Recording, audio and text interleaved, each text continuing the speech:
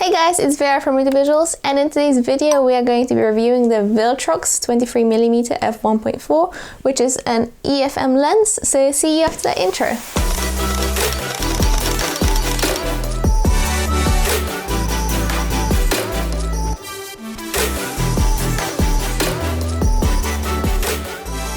Before we begin, if you like the music used in this review, be sure to check out Artlist for all of your royalty-free music needs, and don't forget to use the affiliate link in the description below to get 2 extra months for free.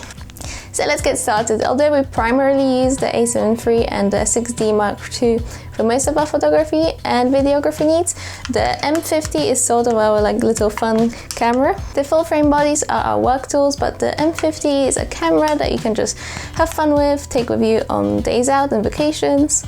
It's a non-intimidating, compact and easy to use device, which is why we always recommend that it is a great starting out camera even now in 2020. So when Viltrox got in touch with us, asking us to review the new 23mm f1.4 with the Canon EF mount, we couldn't wait to get our hands on it and pair it up with our little M50 to see what it can do.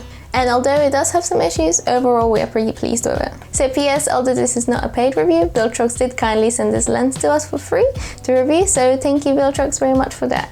But as always, this will be a completely independent review regardless.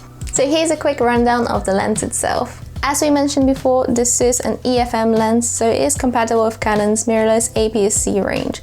But Viltrox also made an equivalent lens for the Sony E-mount and the Fujifilm X-mount mirrorless cameras as well. It has a maximum aperture of 1.4 and a minimum of f16 with 9 aperture blades. It has autofocus and a metal body construction that weighs in at 260 grams. Price-wise, you can pick this up on Amazon UK for about £271. Factoring in the 1.6 crop, the lens has a real focal length of around 37mm. Okay, so let's start with what we really love about this lens. And I think really the star of the show here is the maximum aperture of f1.4. Now at this price point you expect lenses will be maxed out at either f4, f2.8 or f1.8. To get even wider apertures such as f1.4, that's usually considered a very premium feature. So to get that on a budget priced lens is actually quite a luxury, particularly when you consider that this is a semi-wide focal length as well, which means of course that it's very easy to get wider shots but with soft and blurry backgrounds. There isn't really a direct competitor in this sense. Here are a few example shots at f1.4, and as you can see, it does a very nice job of making your subjects pop. And while the bokeh quality isn't the best we've ever seen, again at this price point it's more than acceptable. And of course that f1.4 makes it possible to shoot in situations where you would never have been able to without it. So it's great for low light photography and shooting video in low light, as you're able to let in so much more light. The 37mm focal length, when you take into account the 1.6 crop, is also just a very useful focal length. It's very versatile, great for street photography, travel photography, just wide enough but also not so wide that you couldn't use it for portraits as well. It's just a very useful all-purpose focal length.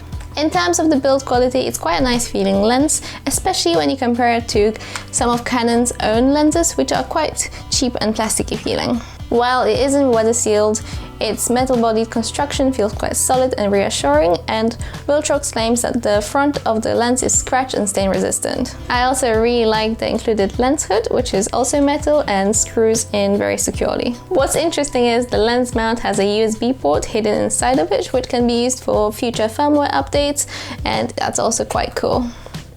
The focus and the aperture ring turns very smoothly, although I do wish the aperture ring had some kind of tactile feedback, like a click as you go through the aperture so that you wouldn't turn it by mistake. Another nice surprise is the fact that this lens has autofocus, because while there are a number of cheaper f1.4 and even f1.2 lenses out there, most of these are priced cheaper because they are fully manual lenses, and in 2020 ain't nobody got time for that. I am genuinely impressed that Viltrox have managed to include a fully autofocusing stepping motor, which works well but is also near silent. A great plus for video shooters in particular. And as you can see, you can also use this lens for vlogging. It's not the widest, but you can make do with it.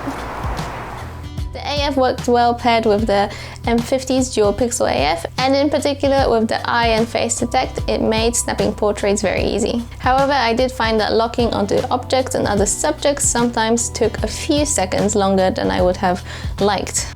It's reliable and works well, but just not quite as fast as I would want. Something worth mentioning is that the lens does not have image stabilization, so that's a downside if you are a video shooter, particularly if you use the M50, as I'm not a fan of the in-body image stabilization in this particular camera, which can make footage look a little warpy and trippy looking at times. Now, when it comes to image quality, this is when things get a little more interesting. When you get an f1.4 lens, naturally you want to shoot at f1.4. However, we did find that the sweet spot in terms of sharpness of this lens was around f4, and perhaps you could get away with f2.8 too. The difference in sharpness when shooting wide open at f1.4 is very noticeable. Don't get me wrong, it's definitely usable at f1.4, but it's noticeably softer when it comes to corner to corner sharpness. At f1.4 you do also get a little bit of vignetting, i.e. the dark shadows in the corners as well as strong color fringing.